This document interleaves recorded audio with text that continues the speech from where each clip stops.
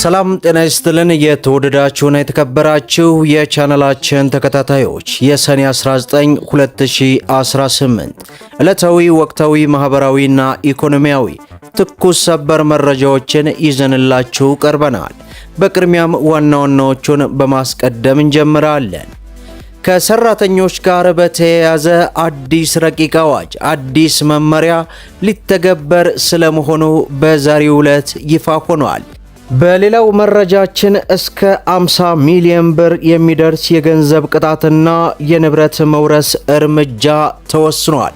ከምን ጋር ተያይዞ ነው? ይህንንም በዝርዝር እናደርሳለን። እንዲሁም ከቪዛ ጋር በተያያዘ የቪዛ ገደብ ተጥሏል። ይህንንም በዝርዝር ወደ እናንተ እናደርሳለን። በሌላው መረጃችን የመኖሪያ ቤት ክራይ ዋጋን በተመለከተ አዲስና አነጋጋሪ የሆነ መረጃ ወጥቷል። ይህንና መሰል መረጃዎችን ወደ እናንተ እናደርሳለን። ቪዲዮን ላይክ፣ ቻናሉን ሰብስክራይብ እያደረጋችሁ እስከ መጨረሻው ድረስ ተከታተሉ። በቅድሚያም ከሰራተኞች ጋር በተያያዘ አዲስና አነጋጋሪ አዋጅ ይፋ ሆነ። የከተማና መሰረተ ልማት ሚኒስቴር በኮንስትራክሽን ዘርፍ እየታየ ያለውን የጥራትና የደህንነት ችግር ለመቅረፍ የሚያስችል አዲስ ረቂቅ አዋጅ አዲስ መመሪያ በማዘጋጀት ላይ መሆኑን አስታወቀ። የአዲስ መመሪያ በኮንስትራክሽን ዘርፍ የተሰማሩ ባለሙያዎችን ብቻ ሳይሆን ዕለት ዕለት የሚሰሩ የቀን ሰራተኞችም የብቃት ደረጃ ማረጋገጥን ግዴታ የሚያደርግ ነውም ተብሏል። ሚኒስትሩ በዘርፉ የተሻለ ጥራትና ደህንነትን ለመሸፈን እየተንቀሳቀሰ መሆኑን ገልጾ በየትኛውም የግንባታ ቦታ ላይ ለመስራት የሚፈልጉ ባለሙያዎችና የቀን ሰራተኞች የብቃት ማረጋገጫ ሰርቲፊኬት መያዝ ግዴታ ይሆናልም ተብሏል። ሕጋዊ የሰርቲፊኬት ስርዓት ያልተሟላና ብቃት ያልተረጋገጠ ማንኛውም ባለሙያ ወይንም ሰራተኛ በኮንስትራክሽን ስራ ላይ እንዳይሳተፍ ሙሉ በሙሉ ይከለክላልም ተብሏል። መመሪያው ሙሉ በሙሉ በሕግ ሆኖ ተወስኖ መሬት ላይ ወርዶ ተግባራዊ እስኪሆን ድረስ የተወሰኑ ዓመታት ሊወስድ ይችላልም ተብሏል። በአሁኑ ወቅት ግን የዚህ አሰራር የቅድመ ዝግጅትና የሙከራ እንቅስቃሴዎች በይፋ መጀመራቸውን የገለጸ ሲሆን የዚህ አሰራር ዋነኛ ዓላማ የግንባታ ስራዎችን ጥራትና የሥራ ደህንነትን በአስተማማኝ ሁኔታ ማሻሻል መሆኑን ሚኒስትሩ በዚህ ሰዓት ይፋ አድርጓል።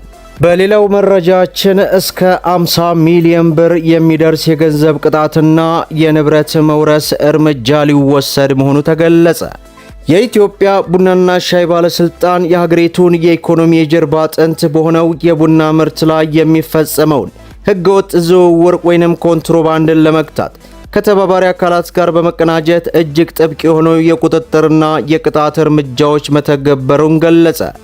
የቡናና ሻይ ባለስልጣኑ ዋና ዳይሬክተር እንደተናገሩት ህገወጥ የቡና ንግድ የሀገሪቱን የውጭ ምንዛሪ ገቢ በእጅጉ እየጎዳ በመሆኑ ድርጊቱን በቁርጠኝነት ለመከላከል አዲስ የክትትል ስትራቴጂ ተቀርጾ ወደ ስራ ገብቷልም ተብሏል። በዚህ መሰረት ባለስልጣኑ ህገወጥ የቡና ዝውውርን ለማስቆም ከፌዴራልና ክልል ፖሊስ ከጉምሩክ ባለስልጣንና ከገቢዎች ሚኒስቴር ጋር የጋራ ኃይል አቋቁሞ እየሰራ ይገኛልም ተብሏል። በመሆኑም ያለ ህጋዊ ፍቃድና ሰነድ ሲንቀሳቀስ የተገኘ ማንኛውም የቡና ምርት ሙሉ በሙሉ ይወረሳል የተባለ ሲሆን በህገወጥ የቡና ሰንሰለት ውስጥ ተሳትፈው በሚገኙ ግለሰቦችና ድርጅቶች ላይ እንደ ጥፋታቸው ደረጃ እስከ 50 ሚሊዮን ብር የሚደርስ ከባድ የገንዘብ ቅጣት ይጣላልም ተብሏል። የኬላዎች ቁጥጥርን በተመለከተ በመረጃዎቻችን በፈጣን ቴክኖሎጂ በመለዋወጥ ዋና ዋና የቡና አምራች ክልልና መውጫ ኬላዎች ላይ ፍተሻው ተጠናክሮ ይቀጥላልም ብለዋል። የኮንትሮባንድ ቁጥጥሩ ውጤታማ የሚሆነው ከመነሻው ጥራቱን የጠበቀ ምርት ለገበያ ማቅረብ ሲቻል ነው ያሉት ኃላፊው ምርቱን መሬት ላይ እንዳይሰጣና ባልጋ ላይ እንዳያደርቅ የማስተማርና የመደገፍ ስራ እየተሰራ መሆኑን ጠቁመዋል። በተያዘው የተሻሻለው የቡና ዝርፊያና ለአርሶ አደሩ በማድረስ በሄክታር የሚገኘው ምርት ማሳደግ የተቻለ ሲሆን ይህ ጥራት ያለው ምርት በኮንትሮባንድ እንዳይባክን የቁጥጥር ስራ እንደሚደረግ በዚህ ሰዓት አስጠንቅቀዋል። በሌላው መረጃችን የቪዛ አገልግሎት ገደብ ተጣለ። ህብረቱ እርምጃውን የወሰደው ሶማሊያ በአውሮፓ ህብረት ውስጥ ያለ ህጋዊ ሰነድ የሚኖሩ ዜጎችን መልሳ ለመቀበል በቂ ትብብር አላደረገችም በሚል እንደሆነ የአውሮፓ ህብረት ያወጣው መግለጫ በዚህ ሰዓት ይፋ አድርጓል። ህብረቱ ሶማሊያ ዜጎቿን ወደ ሀገራቸው የመመለስና መልሶ የመቀበል ሂደትን በተመለከተ ከአውሮፓ ህብረት አባል ሀገራት ጋር በቂ ትብብር አላደረገችም የሚል ውሳኔ ላይ ደርሶ እንደሆነ ዘገባው ጠቅሷል። በእነዚህም ጊዜያዊ እርምጃዎች መሰረት የአውሮፓ ህብረት አባል ሆነው ለሶማሌ ዜጎች ለአንድ በላይ የመግቢያ ቪዛዎች አይሰጡም የተባለ ሲሆን ከዚህ በተጨማሪ ለሶማሊያ ዜጎች የሚቀርቡ የቪዛ ማመልከቻዎችን ለማጠናቀቅ የሚፈጀው መደበኛ ጊዜ ከ15 የቀን መቁጠሪያ ቀናት ወደ 45 ቀናት ከፍ እንዲል ይደረጋልም ተብሏል። እነዚህ እርምጃዎች የአውሮፓ ህብረት የቪዛ ማዕቀፍ ስርዓቶች አካል ሲሆኑ ማዕቀፉ በስደትና ዜጎችን መልሶ በመቀበል ረገድ የሚደረገው ትብብር በቂ እንዳልሆነ በሚታመንበት ጊዜ በቪዛ አሰራሮች ላይ ማስተካከያ ለማድረግ ይፈቀዳልም ተብሏል። ምክር ቤቱ እነዚህ ገደቦችን ጊዜያዊ መሆናቸውንና ዓላማውን ሶማሌ ዜጎቿን መልሳ የመቀበል ሂደት ላይ የምታደርገውን ትብብር እንድታጠናክር ያስችላል ማለቱን ዘገባው ጠቅሷል። በሌላው መረጃችን የመኖሪያ ቤት ክራይ ዋጋን በተመለከተ አዲስ መረጃ ወጥቷል።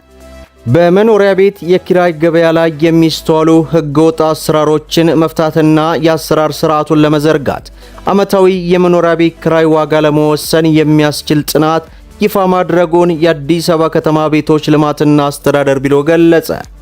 ቢሮው ዓመታዊ የመኖሪያ ቤት ክራይ ዋጋ መወሰኛ ጥናት ላይ ከባለድርሻ አካላት ጋር የውይይት መድረክ አካሂደዋል።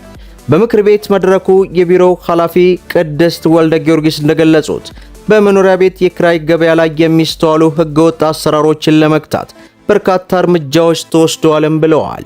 የአከራይና ተከራይ ውል ምዝገባ በተሳካ ሁኔታ በማከናወን ያልተገቡ አሰራሮችን በማስቀረት ስኬታማ ስራ መከናወኑን ጠቅሰው የምዝገባና የክራይ ዋጋ ማስተካከያ ጥናቱ በከተማዋ ሁለንተናዊ እሴቶች ላይ የራሱን የሆነ ኢኮኖሚያዊ፣ ማህበራዊና ፖለቲካዊ ፋይዳዎች እንደሚኖሩትም ጠቅሰዋል።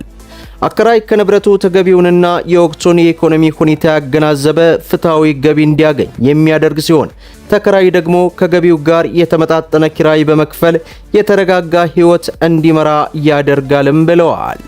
ገበያውን ጤናማ በማድረግ የንግድና ኢኮኖሚ እንቅስቃሴን ለማረጋጋት ወሳኝ ሚና እንደሚኖረውም ጠቅሰው በአከራይና ተከራይ መካከል የነበረውን ያለመተማመን መንፈስ በማስቀረት በመተማመንና በህግ ማዕቀፍ ላይ የተመሰረተ ሰላማዊ ማህበራዊ ትስስር እንዲፈጠር ትልቅ አስተዋጽኦ ያበረክታል ተብሏል።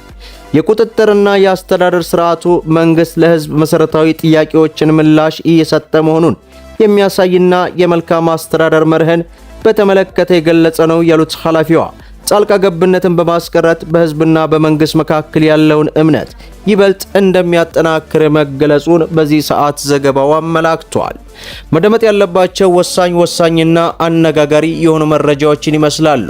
ቪዲዮን ላይክ ሼር አድርጉት እያልኩ እስከ ፍጻሜው ድረስ አብራችሁን ስለቆያችሁ ልባዊ ምስጋናችን እየሰጠን በሌላ ቪዲዮ እስከምንገናኝ ወሰላሙ አለይኩም ወራህመቱላሂ ወበረካቱ።